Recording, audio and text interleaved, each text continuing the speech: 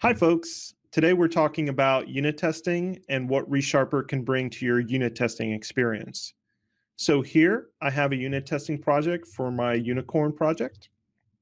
And unit tests actually show up after, break. Unit tests actually show up after you build the solution. Right here, I'm using XUnit. And as you can see, my test fixture is highlighted here. And each individual unit test has this icon over here.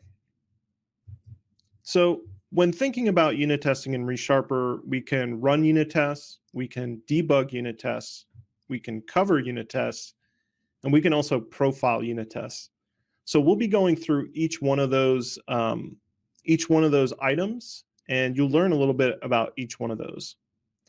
So when working with unit testing, every shortcut key is actually under Ctrl+U. So we have Ctrl+U, Ctrl+R, which will run the unit test that's currently in context. So that actually ran and succeeded. Let's hide this. So running Ctrl+U, Ctrl+D will actually debug the unit test under scope. And you can see we've hit our breakpoint. And I'll just stop the unit test here. We can also say Ctrl+U, Ctrl+L, which will run all of our unit tests in our project. And don't worry if any of these fails. Some of them are actually set up to fail, and some are actually set up to be very slow. And I'll just stop it here. We can abort. We can also say Ctrl+U, Ctrl+Y, which will run the current unit testing session, and we'll get into unit testing sessions later. And then finally, we can do Ctrl+U, Ctrl+U to run any previous run, whether it's a session, a group of tests, or a single unit test. So Ctrl+U, Ctrl+U, which will run our previous session, which was all the unit tests. If these shortcuts are ever kind of difficult to remember, we also have the all-knowing Alt-Enter key, which will bring up this action menu. So I mentioned we can run, debug, cover, and profile our unit tests. We can also run .memory, which we'll see a little bit of later. And you can go ahead and either click this one, which will run the unit test for all target frameworks, or you can actually come in here and select a unique target framework. That's only for folks using the latest in .NET, .NET 5 or .NET Core, and you have multiple target frameworks in your CS Proj. For folks who maybe aren't familiar with that, I'll just show you here really quick by editing the CS Proj here.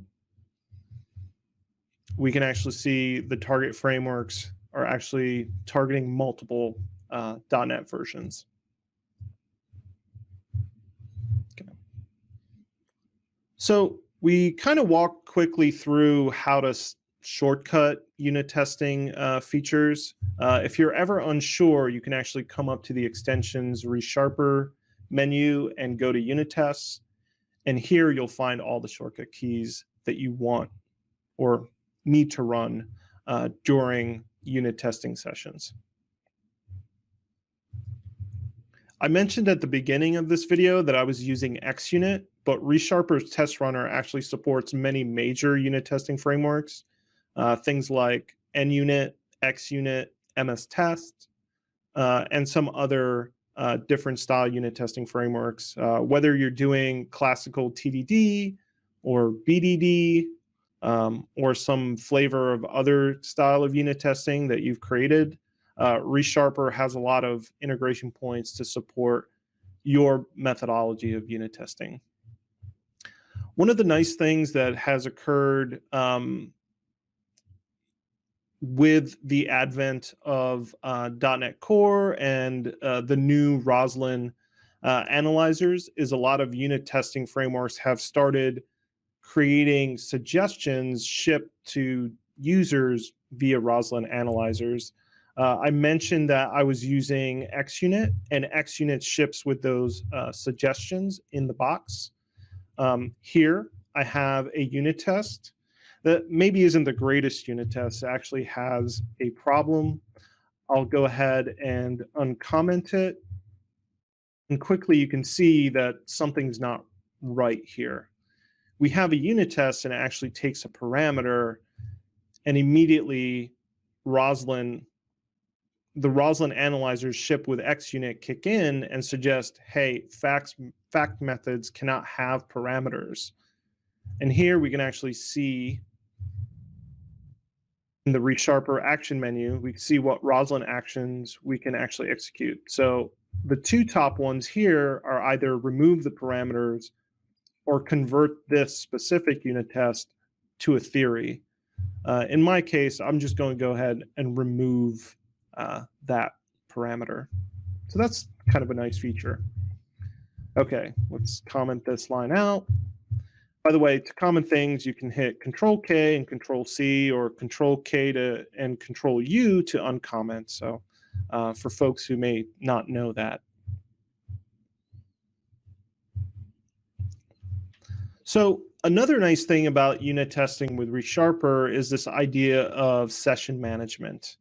If you come to the unit test sessions management window, or the unit test sessions window, you can kind of see I've already put things into sessions here. So we have all of our tests, including things like target framework, group by target framework. You can see how they've run here. The nice thing about this window as well is we have quick action buttons up here. We can run the current session, run unit tests, debug unit tests. We can also set up auto start tests on specific scenarios. In this case, if you're into continuous testing, you can turn it on and ReSharper will actually run your tests on every build. So let's go ahead and do that here in this fast test sessions unit. I believe I already actually have it turned on. And if I go ahead and hit Ctrl+Shift+B, which is build, you can see that our fast tests run automatically. I'll go ahead and pin that again because that might have been a little too fast. But when I build, the tests just run automatically, which is a really, really nice feature. We know that some of our unit tests maybe are slower than others. So we've created a unit test session specifically for running these unit tests. We've also disabled the auto start feature because, again, these tests might be a little expensive and we don't want them running every single time. Maybe they're hitting a database, maybe they're hitting a third-party API. Again, maybe based on your classification, you might think they're not unit tests, maybe they're integration tests, but they're still part of our test framework, our test suite, and we want to make sure that we can still run them. So you can see that they're running, and that's great. Other options in here, we can track running tests, we can remove and manage our selected tests. We can also even come in here and we can create a new session from a selection of tests, which is really nice if you're working and starting from the all tests session that comes, that we've started over here. Okay. Another nice feature that I really enjoy about ReSharper's test runner, close that, is I have a test here that I know fails randomly. Actually, let's go look at that test. And let's shrink this. This particular test will fail randomly because we're calling the random class here. And we've actually set it up to have a 10% chance of failure. If we go back, we can actually ask ReSharper over here under the run menu, we can actually select Run Unit Tests Until Failure. And now ReSharper will continue to run that unit test until it fails. So sometimes this happens on the first go, sometimes it takes forever. So let's see what happens. There we go. The unit test has failed, and now we can kind of see what happened during that. In this case, when writing this unit test, I'd probably use XUnit's iTest output helper just to get a little bit more diagnostic during this situation. But this is really helpful for those real strange edge cases in our test suites and finding those problems and recreating the perfect situation that causes those errors. So we've kind of covered a lot around unit testing, but there are other factors or other features that come with ReSharper. When we go to this menu, we can actually see that we have running, debugging, but also unit test coverage. We also have profiling. So let's start with coverage of our unit tests. By going back to the unit test sessions, we can actually run unit test coverage by going to the run all here and then cover current session. So we'll run this unit test. And now you can actually see once the tests are complete, what parts of our code are actually covered by unit tests. Whoops. And as the unit tests run, we see more coverage come through. We can see that our person constructor is covered. If we go ahead and click highlight code over here, we can actually get highlighting as to where code coverage has actually occurred. And these gray areas over here is where we might still need to write some unit tests to cover. We also have some display options here. We can set code coverage for a particular target framework. We can see hotspots in our code. You can see that tests, program, and tests are some hotspots. If we hover over, we can see things like risk metric, cyclomatic complexity, and we can see that these hotspots are areas where we may want to write some more unit tests to cover our code. In our case, calculator is 100% covered. Other things up here include the ability to set coverage filter settings and just flatten the namespaces in case you have heavily nested namespaces. We can also do things like export our coverage results. So here we have HTML, JSON, XML, detailed XML, and XML for the end-to-end product.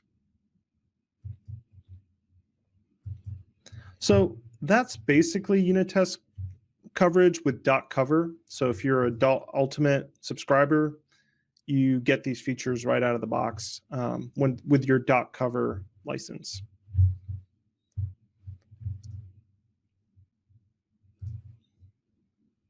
Another nice feature that comes with ReSharper's unit tests is .trace performance profiling. So if we go back up here, we can say profile the current session. And we'll actually get the profile unit tests window that, if you're a .trace user, will look very familiar to you. You have different profiling options. You can select sampling, tracing, line by line, or timeline. I personally suggest timeline because that way you'll see the results right inside of Visual Studio. These other more complex profiling types will actually be shown to you inside of .trace. So let's go ahead and run a profiling session.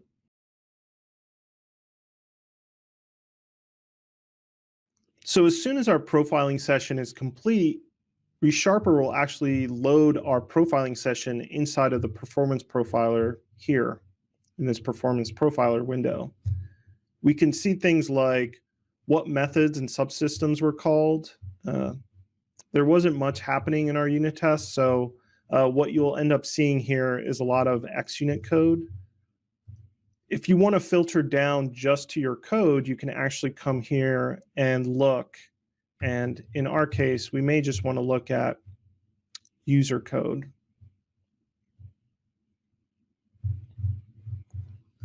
We can also do things like filter on link statements, file IO, strings, which will allow us to kind of figure out where in our code we may need to optimize. And again, there's a lot of features in here that we could explore. I don't know if we want to get that far in depth into it, but you have the full capacity of .trace and the profiling tools right here inside of Visual Studio.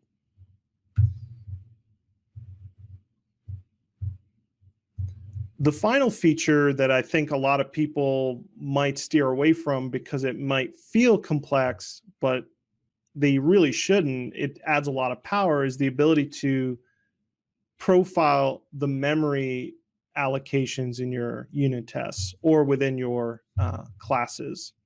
So here I've written a unit test specifically around .memory and object allocations. We're going to loop through this for loop here 10,000 times, and we're going to create a person object and add it to this dictionary. We're going to do a basic XUnit assertion here and make sure that the list count is the same as our iteration count. But here, we'll actually use the .memory API to check that the person objects in memory actually match our iteration count as well. Some of the nice features around the .memory API is that you can do things like get the size in bytes, or you can get the object count. Additionally, too, you can call checkpoints, and you can do comparisons between one checkpoint and the other. So here, we take our first checkpoint, and down here, we take our final checkpoint, and we can actually do a comparison and a difference between the two checkpoints. So let's go ahead and run this under .memory here. And again, the experience is really similar to running any unit test that you're familiar with.